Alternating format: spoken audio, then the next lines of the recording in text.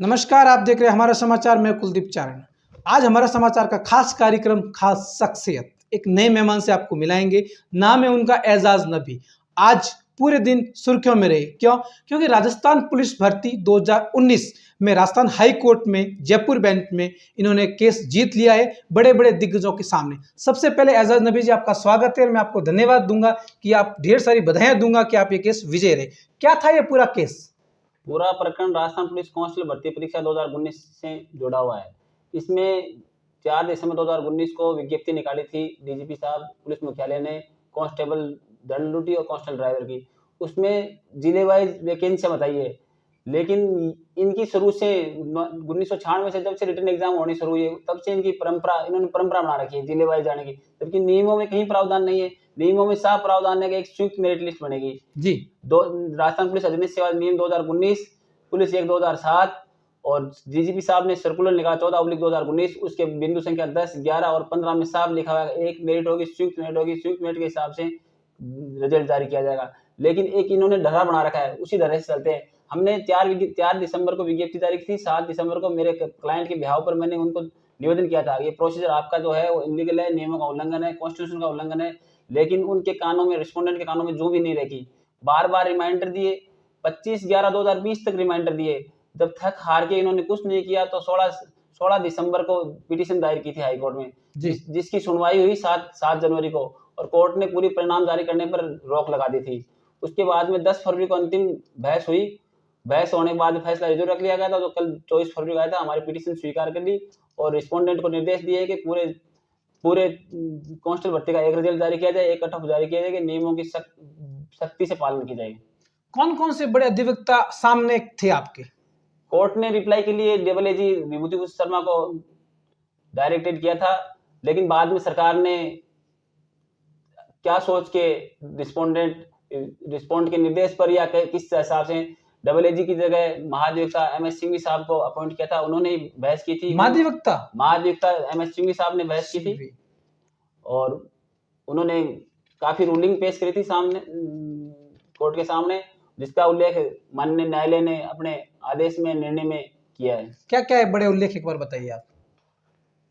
उन्होंने कहा कि भाई हम नियमों से हर नियम की पालना करते हैं। इसमें ऑनलाइन में सुप्रीम कोर्ट के विभिन्न निर्णय पेश किए थे, लेकिन न्यायालय उन निर्णयों से जो इस भर्ती से रिलेटेड नहीं थे। सरोज कुमारी का निर्णय पेश किया था जो सुप्रीम कोर्ट का था, लेकिन वो एक संगीत शिक्षक का था। संगीत शिक्षक एक अलग भर्ती थी, ये एक अलग भर्ती है। उसमें संगीत शिक्षिका थी, उसमें इसने भर्ती प्रोसीजर को लास्ट में चुनौती दी थी कि ये प्रोसीजर अनलीगल है, जबकि हमने शुरू में ही बता दिया था कि ये प्रोसीजर।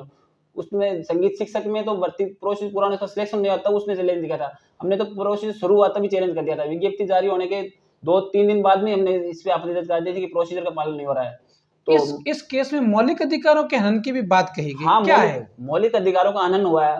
कॉन्स्टिट्यूशन के अनुच्छेद 14 में साफ लिखा हुआ है कि किसी के साथ भेदभावपूर्ण व्यवहार नहीं किया जाएगा, समानता का व्यवहार किया जाएगा। लेकिन जब एक ही विज्ञप्ति है, एक ही भर्ती है, एक ही रूल के हिसाब से हो रही है, फिर भी पिछली बार 2018 में, 2013 में, उससे पहले भी जब से ये रिस्पोंडेंट तो ये कर रहे हैं हम 1996 से कर रहे हैं, ये 1996 से यही इलीगल प्रोसेस कर रहे हैं। जब हमने पिटीशन में बताया कि साहब पिछली बार 2013 में, 18 में प्रतापगढ़ की मेरिट 49 रही और सीकर की 74.5 रही। सीकर में 74 वाले का सिलेक्शन नहीं हुआ, प्रतापगढ़ में 49 वाले का सिलेक्शन होगा। ये बहुत बड़ी अनियमितता है। इतना बड़ा अंतर कोर्ट ने इसको विशेष रूप से स्टे के टाइम भी उल्लेख किया था ऑर्डर में कि भाई ये आपके जो डॉक्यूमेंट पेश किए, एग्जिबिट लगाए हैं, प्रदर्शन पेश किए हैं, उनमें साफ उल्लेख है कि अलग अलग जिले की अलग मेरिट रहती है। जबकि एक भर्ती है, एक परीक्षा, एक फिजिकल है, एक पेपर है, तो अलग अलग मेरिट जाने का कोई औचित्य नहीं था। जब नियमों में साफ प्रावधान है, राजस्थान पुलिस अधिनियम सेवा 1989 में, पुलिस एक्ट 2007 में, डीजीपी साहब का सर्कुलर इस भर्ती के संबंध में 14/2019 में सब में स्पष्ट लिखा हुआ है कि पूरी कंबाइंड मेरिट लिस्ट बनेगी। लेकिन ये पालना नहीं कर रहे हैं। और पालना की बात तो ये कि पालना नहीं करे, किसी चीज का ज्ञान में नहीं हो, या क्या पता ढर्रा बना रखा है, या पता नहीं क्या क्या होता है। लोग तो बहुत कुछ कहते हैं, लेकिन अब जो तो तथ्य अपने सामने नहीं है, तो अपने कैसे तथ्य अपने सामने है। जो तथ्य अपने सामने है कि 49 वाले का सिलेक्शन हो रहा है, 74 वाले का नहीं हो रहा। ये अन्यायपूर्ण था और कॉन्स्टिट्यूशन ऑफ इंडिया के अनुच्छेद 14 का स्पष्ट उल्लंघन था। भारतीय संविधान का आर्टिकल 14 कहता है विधि के समान संरक्षण और विधि के समक्ष समानता की बात करता है। अब आगे क्या लगता है आपको, सरकार डीबी में जाएगी? ये तो सरकार को ही निर्णय लेना है, सरकार डीबी में जाएगी। वैसे ऑर्डर तो बहुत विस्तृत है, हर चीज का उल्लेख कर दिया गया है। माननीय न्यायालय ने भी यही कहा है कि जो नियम गवर्नमेंट ने बना रखे हैं, 2007 का पुलिस एक्ट है, पुलिस अधिनियम सेवा नियम है, सर्कुलर है, कॉन्स्टिट्यूशन ऑफ इंडिया है, कोई भी लोक सेवक है वो कॉन्स्टिट्यूशन ऑफ इंडिया के खिलाफ नहीं जा सकता। कॉन्स्टिट्यूशन ऑफ इंडिया के नियमों का अनुच्छेद मूल अधिकारों का पालन तो सभी का पालन करता है। मूल अधिकार तो आत्मा है संविधान की, उसका पालन नहीं कर रहे हैं। अगर किसी योग्य व्यक्ति को सिर्फ मात्र इसलिए वंचित कर दिया जाए कि उसने सीकर से फार्म भरा है, तो बहुत बड़ा अन्याय है और कॉन्स्टिट्यूशन ऑफ इंडिया का खुला उल्लंघन है। इसलिए हमारी प्रेर यही थी कि हमारे मूल अधिकारों का उल्लंघन हो रहा है इस प्रोसीजर से, जो माननीय न्यायालय ने स्वीकार किया, हमारे पिटीशन को स्वीकार किया है। एजाज जी, अगर सरकार डीबी में जाती तो फिर आपका अगला कदम क्या होगा? डीबी में जाती है तो हम हमारा पक्ष रखेंगे, हम भी हमारा पक्ष रखेंगे, लेकिन अभी हमें सरकार के बारे में पता नहीं सरकार क्या कर रही है। वैसे सरकार को और रिस्पोंडेंट को अगर कानून में विश्वास है, कॉन्स्टिट्यूशन में विश्वास है, तो मेरे हिसाब से तो नहीं जाना चाहिए। फिर भी उनका संवैधानिक अधिकार है, डीबी में जाए, अपील में जाए, वो उनका संवैधानिक अधिकार, वो जाते हैं तो हम हमारा पक्ष पुरजोर तरीके से रखेंगे। कल मुख्यमंत्री जी ने बजट पेश किया, आपको कैसा लगा बजट? क्या खासियत दिखी आपको बजट में? बजट में ऐसा कुछ खास नहीं है। जो पीड़ित है, वंचित है, बेरोजगार हैं, उनके लिए तो विशेष घोषणा की गई नहीं। सिर्फ चुनावी विधानसभा क्षेत्र सुजानगढ़, वल्लभनगर, सहाड़ा, राजसमंद, इनके लिए स्पेशल घोषणा की है। वो चुनावी स्टंट है। अच्छा, जहां अभी उपचुनाव होने वाले वहां की बात कर रहे हो? हाँ, उपचुनाव वाली जगह विशेष घोषणा की है और बाकी जो कहीं विशेष घोषणा नहीं की है। और विशेष रूप से मैं काफी आंदोलनों से भी जुड़ा हूँ, मदरसा पैरा टीचर है और बेरोजगार आंदोलन से जुड़ा हूँ, तो मेन रूप से इस बार पहला बजट है ये पूरे आजाद भारत के इतिहास के बाद में कि मदरसा पैरा टीचर, मदरसा शिक्षा के बारे में कुछ विशेष नहीं दिया। मदरसा पहली बार है ये आजाद भारत के बाद। हाँ, मदरसा पैरा टीचर का कहीं नाम नहीं लिखा, मदरसा नाम सब पूरे बजट में मदरसा नहीं है। ये क्या पता सरकार किस चीज से डर रही है, क्यों नहीं जाना चाहती, जबकि सुप्रीम कोर्ट का स्पष्ट आदेश है सम्मान वेतन, सम्मान काम का सम्मान वेतन, लेकिन नहीं पालना कर रहे हैं। इनको पालना करनी चाहिए। जब पैरा टीचर वही योग्यताधारी है, मदरसा पैरा टीचर, अन्य जो संविदा कर्मी है वो योग्यताधारी है, उसी तरह काम करते हैं, उनके बराबर कर्मचारियों बराबर काम करते हैं, थर्ड ग्रेड के बराबर काम करते हैं, फिर भी उनको वेतन मात्र 6-7 हजार रुपए देते हैं। हमें आस थी कि इस बार सरकार इनके लिए कोई विशेष घोषणा करेगी, लेकिन सरकार ने बजट पेश करके इनको और इनके परिवारों को निराश किया है। कांग्रेस सरकार अल्पसंख्यकों की तो हिमायती सरकार कही जाती है और पहली बार आप कह रहे हो कि मदरसा शब्द का प्रयोग ही नहीं किया गया, उनके लिए कोई विशेष प्रावधान नहीं है। ये कांग्रेस सरकार किसी की हितैषी नहीं है। कांग्रेस सरकार का वोट बैंक है, वो खिसक रहा है। खिसने का मेन कारण यही है कि ये जानबूझ के अपने वोट बैंक दलित, पीड़ित, आदिवासी, अल्पसंख्यक, इनकी हितों की हितैषी कर रही है। इनकी सरकार की, कांग्रेस सरकार के दिमाग में ये है कि इनको जाने के लिए जगह नहीं है। अल्पसंख्यकों को डर दिखाते हैं कि मोदी आ जाएगा, मोदी आ जाएगा। अरे मोदी आ जाएगा तो क्या हो जाएगा? मोदी तो 7 साल से हमारा तो कुछ नहीं, हम तो सुरक्षित हैं, उससे कोई फर्क नहीं पड़ता। लेकिन डर दिखा के वोट लाना थे, ये अब नहीं चलेगा। वोट हमारा, राज तुम्हारा नहीं चलेगा, नहीं चलेगा। हमने साफ शब्दों में कह दिया। माइनॉरिटी में मैसेज है, 4 उपचुनाव है, उसमें कांग्रेस के खिलाफ वोटिंग की माइनॉरिटी ने अपील की है। सुजानगढ़ में पिछले दिनों सभा हुई थी और हम सोच रहे थे, हमने प्लान ऐसे मानस बनाया था कि सरकार इनकी मांगे मान लेती है माइनॉरिटी की तो हमारे कोई दिन से दुश्मनी नहीं है, जैसे अपनी वोट इच्छा दे देंगे। लेकिन हमने सुजानगढ़ में जो 21 फरवरी को सभा की थी उसमें स्पष्ट सरकार को आगाह कर दिया था कि हमारी मांगे नहीं मानोगे, हमारे लिए कुछ दोगे नहीं तो हम आपके खिलाफ वोट देंगे, चाहे वो वोट किसी भी पार्टी को, आरएलपी को दो, बीजेपी को दो, किसी को दो, अपनी साथ दो, लेकिन कांग्रेस के खिलाफ वोटिंग करना है। कांग्रेस एक दिखावा है, ये मेन इसकी कोई नीति नहीं है, राष्ट्र हित में कोई नीति नहीं थी। गरीब पीड़ित तो बार बार सड़कों पर उतर रहा है, रात को 5 दिन तक ठंडी रात में यहाँ सोते रहे 18 जनवरी से 22 फरवरी तक, लेकिन सरकार के कानों पर जू नहीं रहेंगी। आप मदरसा की बात कर रहे हो? हाँ, मदरसा पैरा टीचर में के संबंध में धरना चला था, उर्दू शिक्षक संघ, उर्दू शिक्षक मदरसा पैरा, लेकिन सरकार ने झूठे आश्वासन दिए कि हम आपकी मांगे मान रहे हैं। हम यहाँ से पैरा टीचरों के साथ मूवमेंट किया था, पैरा टीचरों के साथ हम भी थे, मूवमेंट किया था। सिविल लाइन फाटक पहुंचे तो गोविंद सिंह डोटासरा हम 5:15 पर शाम को पहुंचे थे। 5:21 पर एक ट्वीट किया था कि जहाँ 10 बच्चे होंगे वहां एक उर्दू शिक्षक लगेगा, लेकिन आज तक उस 1 महीने का हो गया उस बात को, अभी तक कोई आदेश जारी नहीं किया, सिर्फ झूठी घोषणाएं करते हैं। और इनका बस मेन लक्ष्य ये कैसे ये किन प्रकार उपचुनाव जीतने, उपचुनाव अभी भी नहीं किया बजट में और उपचुनाव के बाद में कुछ नहीं जाना चाहते, जो इनके साथ धोखा है। तो आपको क्या लगता है कि कांग्रेस सरकार तो मुसलमानों के लिए विशेष रूप से हिमायत होती है, मदरसा पैरा टीचर्स के लिए, तो इनके लिए कुछ व्यवस्था करनी चाहिए उनको। इन्होंने तो विभाग में टीचरों की भी नियुक्ति कम कर दी है, पद भी कम कर दिए, उनको लेकर आप क्या कहेंगे? भाई सरकार को बेरोजगार को तो फैसले लेने चाहिए। जब इन्होंने घोषणा पत्र में घोषणा करी थी कि संविदा कर्मियों को परमानेंट करेंगे, तो इनकी घोषणा के आधार पर तो बेरोजगारों ने वोट दिए थे। बेरोजगार किसी भी तरह का हो सकता है, किसी भी डिपार्टमेंट हो सकता है, उसमें मदरसा पैरा टीचर भी है। मदरसा पैरा टीचर ने तो एक तरफा वोटिंग की थी, सब लोग चैनल भी करे, प्रिंट मीडिया और चौराहा चौपाल पर भी चर्चा रहती है कि इस बार विशेष रूप से अल्पसंख्यकों मुस्लिम वोट 99.99% कांग्रेस को पड़े थे। फिर भी अगर वादा खिलाफी करती है तो अब तो सोचने के लिए मजबूर होना पड़ेगा हमें। अभी पूरे देश में किसान आंदोलन बड़े चल रहा है, आपको क्या लगता है, आपकी क्या राय है किसान आंदोलन पर? भाई किसानों की मांग भी जायज है। किसानों की मांग जायज इसलिए कि किसान चाहते हैं कि हमारे मुद्दों पर संसद में चर्चा हो जाती, डायरेक्ट अध्यादेश नहीं आना चाहता, तो वो उनकी मांग जायज है। भाई उनकी बात तो उनको रखने का मौका देते थे उनका। अब वो तो आंदोलन कर रहे हैं तो उनसे चर्चा करो। अगर कुछ मुद्दों पर सहमति बनती है तो सरकार को बढ़ाने चाहिए, लेकिन ये पार्टी पॉलिटिक्स हो रही है। जैसे कांग्रेस यहाँ राजस्थान में प्रदर्शन कर रही है जगह जगह, ये एक पार्टी पॉलिटिक्स है। कांग्रेस को जरा भी थोड़ी बहुत भी शर्म है तो सबसे पहले अपने चुनाव घोषणा पत्र 2018 के बिंदु संख्या 1 जिसमें साफ लिखा हुआ है कि 10 दिन में किसानों का कर्ज माफ, सबसे पहले वो करना चाहिए, उसके बाद में सड़क पर उतरना चाहिए। जो राहुल गांधी जी ने कहा था 1 2 3 10 दिन में, वो बात कर रहे हो आप? 1 2 3 10 की जगह 3 साल हो गई, अभी तक तो कुछ हुआ नहीं। अब वो 10 कब आएंगे राहुल गांधी जी के? राहुल गांधी जी को पार्टी को अगर बचाना है तो अपने जो घोषणा पत्र जारी करते हैं, पार्टी के जो घोषणा पत्र जारी करते हैं उनको लागू करना चाहिए। उनको संकल्प पत्र कह के वोट ले लेते हैं, लेकिन लागू करने की बात आती है तो कहते थे तो जुमले थे। अरे जुमले थोड़ी, हमने वोट दिए हैं, अब जुमले कैसे होंगे? आपने कहा था मदरसा पैरा टीचर को नियमित करेंगे, हमने आपको वोट दिए, अब आप कह रहे हो वो तो जुमला था, अब कर नहीं रहे। किसानों के पहला बिंदु घोषणा पत्र 2018 चुनाव घोषणा पत्र कांग्रेस का पहला बिंदु ये था, किसानों का कर्ज 10 दिन माफ। वो 10 दिन कब आएंगे पता ही नहीं है। अगर ऐसे आएंगे तो यहाँ स्टेट ही नहीं, राजस्थान स्टेट नहीं, पूरे भारत में कांग्रेस मिट जाएगी। ये फैसला किस न्यायाधीश दिया? न्यायाधीश एसपी शर्मा साहब ने।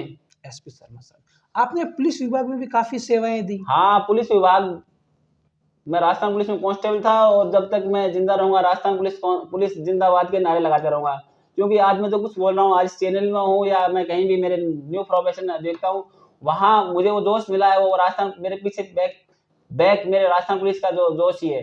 क्योंकि वहाँ मैंने बहुत कुछ सीखा है, वहाँ मैंने व्यवहार सीखा है, बोलने का तरीका सीखा है। गाँव से सीधा जयपुर आया था, यहाँ मैं किसी को कुछ जानता नहीं था, राजस्थान पुलिस ने मुझे सब कुछ सिखाया। आज मैं जो भी बोल रहा हूँ वो राजस्थान पुलिस से सीखा हुआ ही बोल रहा हूँ।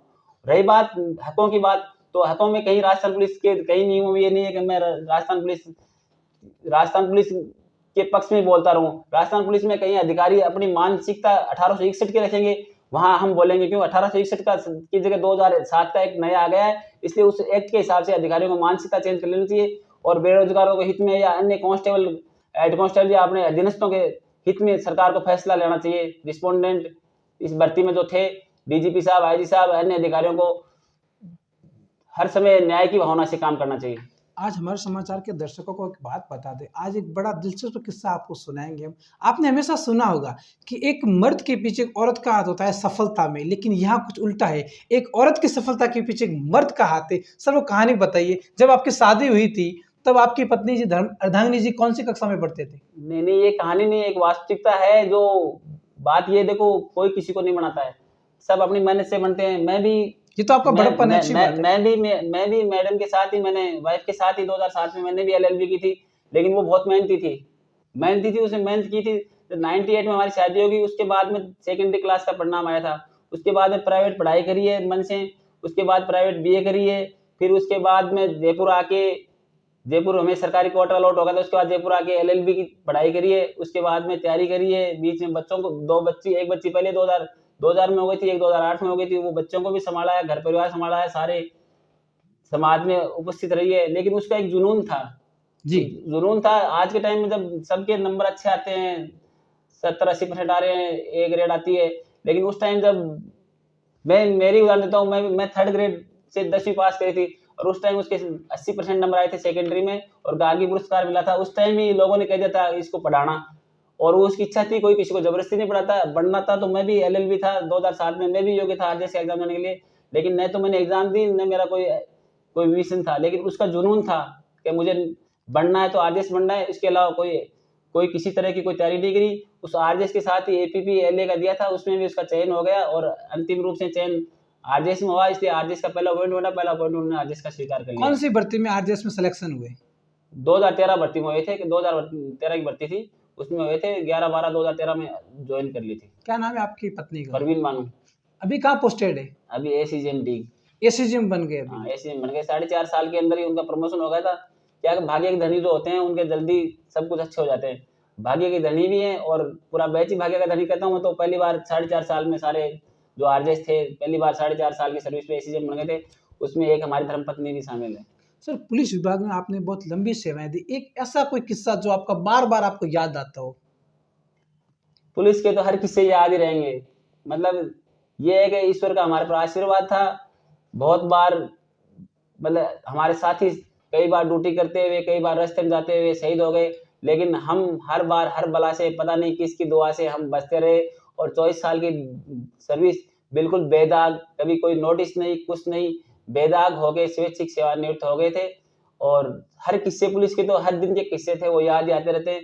लेकिन आप बहुत मिस करते होंगे पुलिस विभाग को? पुलिस की याद तो आती है, लेकिन मेरा मिशन वहां मैं थोड़ा बंदिश महसूस करता। पराधीन सपने हो सुख नहीं, वो सोच के मैंने पुलिस विभाग से वीआरएस ले लिया।